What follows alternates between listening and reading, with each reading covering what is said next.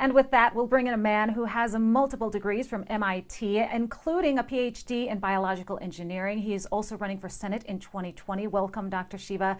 So nice to have you on the show today. Great to be here, Christina. Hope you're well. Because they're blanketly assigning COVID-19 to people who may not even have it. And we're seeing a concomitant, a number of, there's drop in pneumonia. So where's those drops? The people are getting the flu or in the flu season. So you have totally cooking of the books.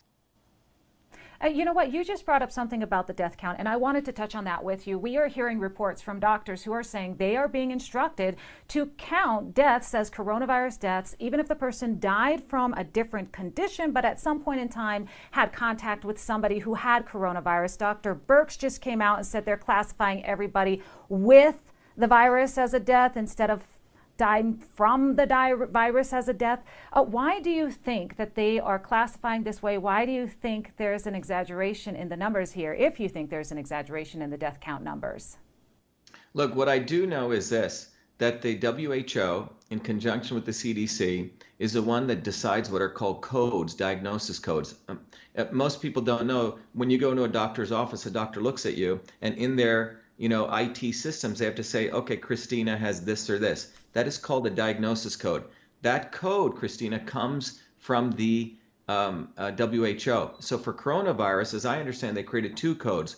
One code was you explicitly, had a test and you had COVID-19. The other one was completely nebulous. Well, it sort of smells like that. Maybe he's got some chest pains, something so broad, but it was still under the COVID.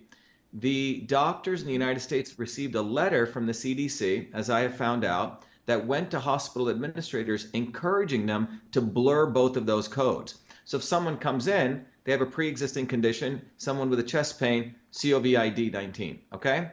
And in fact, when someone dies, they do the test. Sometimes the test doesn't come back for 14 days. They're still putting COVID-19 on them. So they're increasing the numerator.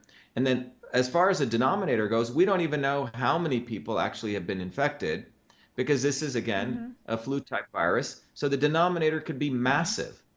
So you have cooking of the books for two reasons. Hospital administrators get money for the COVID-19 diagnosis, plus they also get kickbacks through what are called GPOs and PBMs for the ventilators. So there's a total collusion going on, and it's not at all about people's lives. So those critically ill patients, immediately they put them on ventilators. And as I've shared in one of my videos, the ventilators actually can burst and further damage the lungs, because the real issue here is the lungs are being filled with fluid, and the fluid is occurring because of the overreactive immune system, which can really be addressed by IV vitamin C, high dosage. And that is not in the discourse. In fact, 80 to 90% of the people go on ventilators are dying. So this is essentially a death sentence that they're putting people on. Wow, that is so interesting. Well, President Donald Trump said that the cure cannot be worse than the problem, and yet here we are. We continue to be on lockdown status. Do you think the economy should have been closed in the first place? And is this the new status quo anytime we see a new virus? It's a great question. In my letter to the president, which I sent on March 23rd, I said, look, we live in the era of personalized and precision medicine, which is an expertise of mine, which I get invited all over the world to talk about. What that means is one size does not fit all. You don't lock down everyone. That's what Fauci's model is. It's a medieval model of medicine.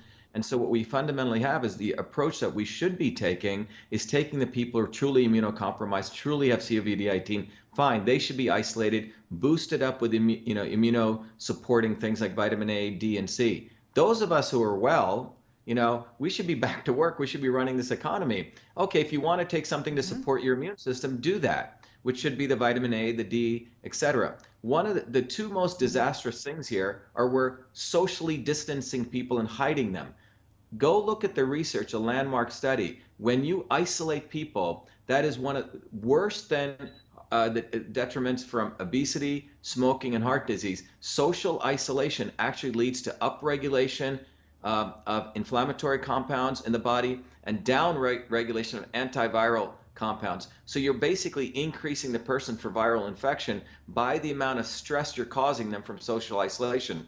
And separate from that, we're telling people not to go out in the sun, which is vitamin D. Vitamin D is an antimicrobial. So this is essentially a recipe for actually hurting people, not really supporting them, but all brought to you under the rubric, and media says it over and over again, social distancing, flatten the curve.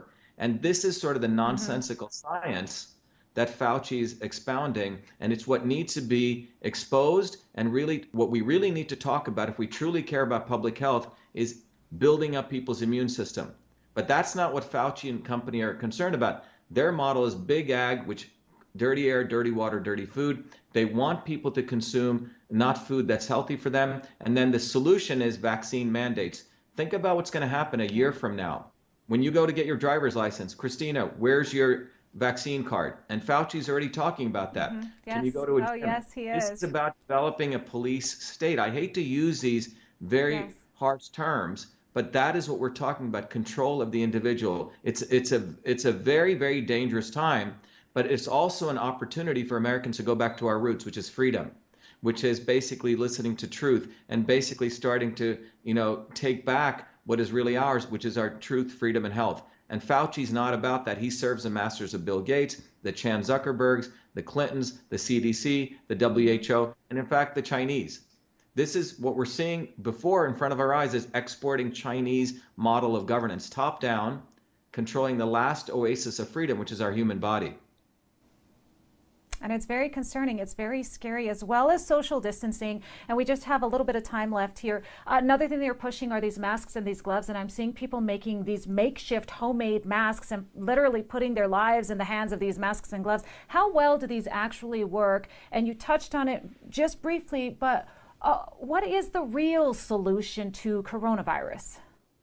Look, the real solution, Christina, as any solution to any pathogen, we need to understand that the medical establishment, the pharmaceutical medical establishment, for hundreds of years has built its entire foundation of always blaming a virus or a germ.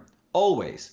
So when scurvy came around, remember scurvy, when people's teeth would fall out and they had bleeding gums? Oh, it must be a virus. Well, it was deficiency in vitamin C 100 years later, when even people on the ground knew it. Mm-hmm. When pellagra came out, which was when people's skin and everything would get all dry, horribly dry, and like eczema, ultimate conditions.